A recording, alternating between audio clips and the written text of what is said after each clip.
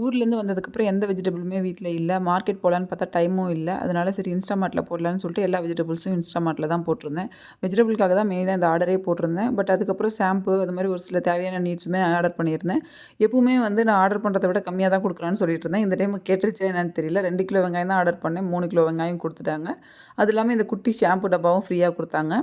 அதுக்கப்புறம் ஒரு hair pack, டவ்வோட hair பேக்கும் ஃப்ரீயாக தான் கிடச்சிது. ஸோ இதெல்லாம் வந்து ஒரு ₹750 ஆகிடுச்சு ஆர்டர் போட்டது. அதனால ஃப்ரீயா என்னன்னு தெரியல. எப்போவுமே ஒரு 200, 300 தாண்டி ஆர்டர் எதுவும் போட மாட்டேன். இந்த டைம் நிறைய ஐட்டம் போட்டதுனாலே என்னமோ இதெல்லாம் ஆஃபராக வந்திருந்தது. ஸோ ஃப்ரீயாகவும் கொடுக்குறாங்க, ப்ளஸ் ஆஃபரும் இருக்குது. 399க்கு மேலே பர்ச்சேஸ் பண்ணோம் அப்படின்னா ஆஃபருமே இருக்குது. ஒர்த் த பை தான் சொல்லுவேன். அமேசான்லேயும் கம்பேர் பண்ணி பார்த்து தான் வாங்கினேன். இந்த 1 கிலோ வெங்காயம் எப்படி எக்ஸ்ட்ரா வந்ததுன்னு எனக்கு தெரியவே இல்லை.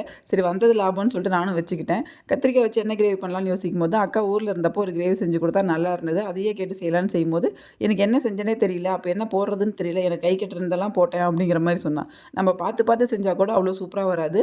எதர்ச்சியாக இல்லை அவசரப்படியாக ஒரு குழம்பு வச்சோம்னா அது அவ்வளோ டேஸ்ட்டாக வந்துடும். ஆனால் நான் இன்றைக்கி பார்த்து பார்த்து தான் வச்சேன். அந்தளவுக்கு டேஸ்ட் வரல, சுமாராக தான் இருந்தது. தேங்க்ஸ் ஃபார் வாட்சிங்.